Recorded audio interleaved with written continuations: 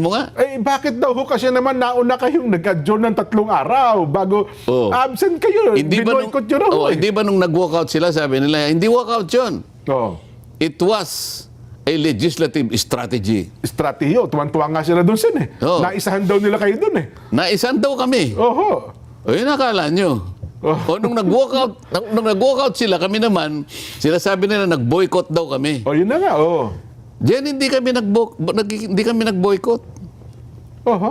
Bakit wala kami? O bakit nga po? Wala, 3 araw po eh. O ginamit lang namin ang nakasad sa Section 6, Article 6, Section 16, Paragraph 5 ng Saligang Batas. Oho. Ano po nakalagay, Sen? O, basahin natin. Sige po. Neither house during sessions of the Congress, Oho. Neither house, oh. either Senate Or, or the House of Representatives, Opo. bawat isa sa inyo, sabi niya, Okay, oho. shall, Okay. without consent of the other, adjourn for more than 3 days, Oho. nor any other place than that which the 2 houses should be sitting. Oh, itagalog mo. Oho. Walang isa sa inyong dalawa nang walang consent yung isa Oo. ang Mag-a-adjourn. mag-adjourn Oo. ng higit sa 3 araw. Ginawa ba namin nag-adjourn ng higit sa 3 araw? Hindi po, eksaktong 3 araw. O eksaktong 3 araw. Anong ginawa namin? Ginagamit lang namin ang nakasaad sa Saligang Batas as a legislative strategy. Alam mo kung bakit? Opo. Kung nandun kami noong June 1, June 2 o June 3, nakuha nila kagad ang mga committees na ilugso nila si Alan Peter Cayetano as Senator. Nakuha nila yung Blue Ribbon, hindi na natuloy yung June 4. Ayun pala talaga ang target nila. Kaya ang sabi ko, Jen, ang pinakamahalagang salita ngayon, katotohanan. Katotohanan. Ayaw nilang matuloy ng kahit sa anong paraan yung June 4, 2026 sapagkat marami ng katotohanan ang lalabas doon. Ayun. Hindi pa yung ganap, ngunit malaking bagay sa tinatawag nating katotohanan ang unti-unti nang lilitaw. So kung ang mangyari pala, Sen, hindi man nila makuha ang Senate President, magdideklara sila ng all committee chairmans vacant, makukuha nila ang Blue Ribbon Committee. Isa lang ang dumating sa amin doon, makukuha na nila eh. Yun Hindi, pala. isa lang ang dumating sa amin, mailulugso na nila si Alan Peter. Oh. Kasi 13 eh. Opo. Naalala mo, 12 sila dahil dumating na nga yung isa sa kanila. Nawala na isa sa amin, di ba? Opo, oho.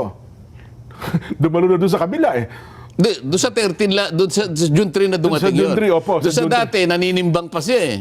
June 1, June 2, ganun pero ba? Ganun ba? dahil alam na namin yon, kahit hindi dumating si Senator Cheese, kahit ako lang ang dumating doon, dahil 12 sila, magiging 13, di ba? Oo nga po. Oh. Dahil ang kailangan natin, nalalahanin mo, dinidiscuss natin, the magic word is 13. 13 na po. Oh. So, isa man lang sa amin ang dumating doon. Oho, isa ba sa Ako, grupo ninyo? O si Sino Senador Bongo, Oho. si Senador Robin, lahat ng kasama ko, isa man lang ang dumating doon. Tapos kami. Ang pinaka-importante ron, yung Blue Ribbon Committee, makukuha nila, kagaya ng ginawa nila ngayon, na nagkunwa silang nakuha na nila, kahit 12 lang sila. Oho. Kasi At bigla na siyang naglagay na siya na raw ang BRC chairman ngayon at siya raw ay gagawa na ng pagdinig sa Lunes. Ewan ko kung anong klaseng pagdinig ang gagawin ng isang illegal na chairman at illegal na pag-take over ng komite. Kasi kung magiging 13, magkakaroon ng quorum eh. Magkakaroon ng quorum. Oo, tapos kung siyempre, kasi boboto sa kanila, mas marami, talo nga kayo kahit na meron lang isang. Oo nga. At meron pa ako naulinigan at palagay ko tama yun.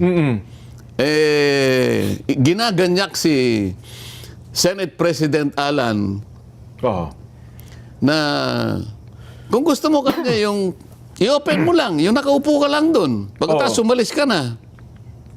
Mag-open lang na session. Oo, hindi pang 13 siya. Oo nga, no? So, akala ba nila hindi namin alam ang kanilang gagawin?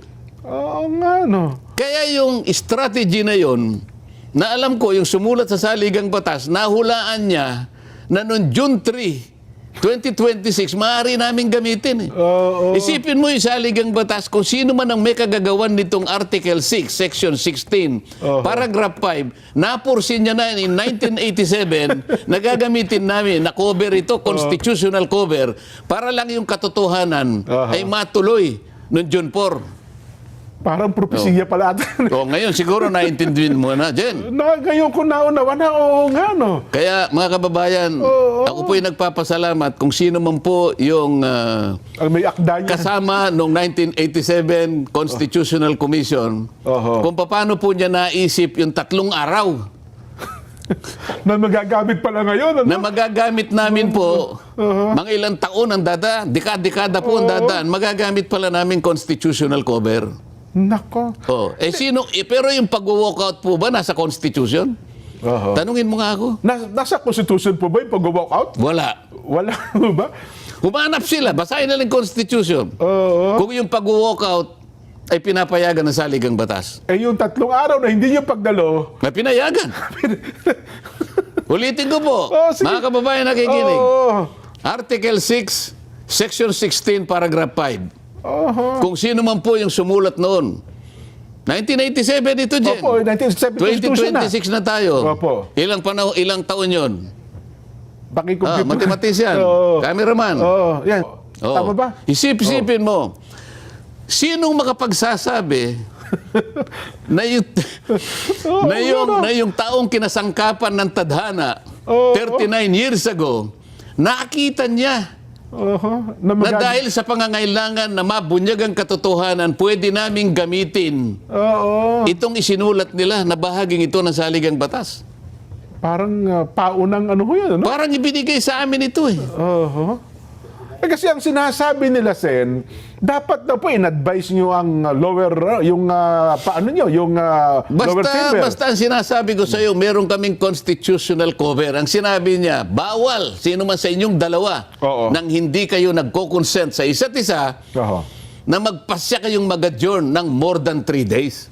3 days lang ginawa. 3 days lang ang ginawa namin eh. June 1, June 2, June 3, 2026.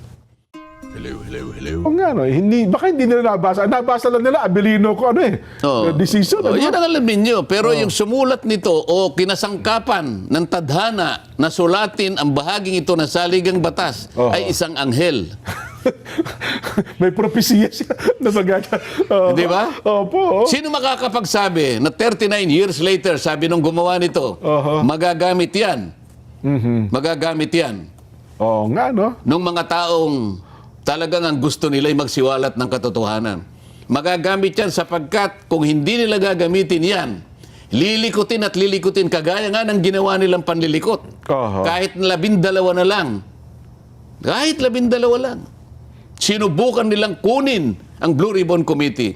At kamuntik na nga hindi natuloy. Akalain mong merong dumating na secretary doon, haharangin pa yung pagdating ng 18 ex-soldiers ng ating bansa na nung araw na yun ay tinawag, inimbita para sila ay magpahayag nung kanilang dating na ginawa na hindi pa nakarecord sa aming komite.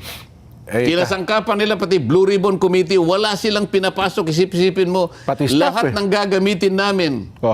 Lahat ng gagamitin. Pati mga stenographer, pati mga tao. Wala, kami na lang, mga staff namin, para lamang mahayag ang ilang bahagi ng katotohanan na matagal na pong hinihintay ng mga kababayan natin. Hindi ko po alam kung matutuloy pa yung mga susunod namin pagdinig sapagkat nagtatangkanan nila na pigilan kami dahil hindi raw po kami ang legitimately na may hawak na po ng poder ng kapangyarihan sa Senado. Kasi yun ang pinalulutang nila ngayon, Sen. Ang sinasabi nila, kayo po ang illegal at bogus hearing daw po yung nangyari kahapon Bogus. Hindi, ang katotohanan dyan ang dapat na manaig. Yun ang tandaan At pala alam natin. ko dyan, alam mo rin ito, sapagkat ito'y napasulat dyan Ay, opo naman. Di ba? Ang sabi sa John 8:32. Itagalog mo ito dyan, ha? Opo. Juan, ano po? John 8:32. Juan 8:32. Tagalog ba yung 8:32 ikaw naman? Hindi kasi mas maganda pa pag ganda ng Sen. Spanish yun Opo. Gusto ko Tagalog. Juan John 8:32. walo, hindi akma, Sen. Parang Hindi nga Tagalog mo. 8:32. 32. Hindi ganun ang pagbasa nun eh. Oho. Oh. Kapitulo 8, Hindi, sabi, talatang 8, versikulo 32. hindi versikulo ang tawag dun eh. Basta yun ang ibig ko Opo, sabihin. opo. Sige na. Kailangan malinaw lang ito. Oho. Then you will know the truth, sabi niya. Oho. And the truth will set you free. Yan. O, Tagalog. At kapag nalaman mo ang katotohanan ay magpapalaya sa iyo. Di ba? Tama po ba? That At truth, ngayon, sabi niya, Oh. at malalaman mo ang katotohanan. at malalaman mo ang katotohanan, Sapagkat ang katotohanan ang magpapalaya sa iyo. magpapalaya sa iyo. Oo. Bakit ka palalayain ng katotohanan? Malalaman mo ngayon talaga kung sino ang dapat managot Oho. sa pinakamalaki, pinakamaanumalyang pagnanakaw sa salapi ng bayan. Alam po ninyo, hindi namin alam kung paano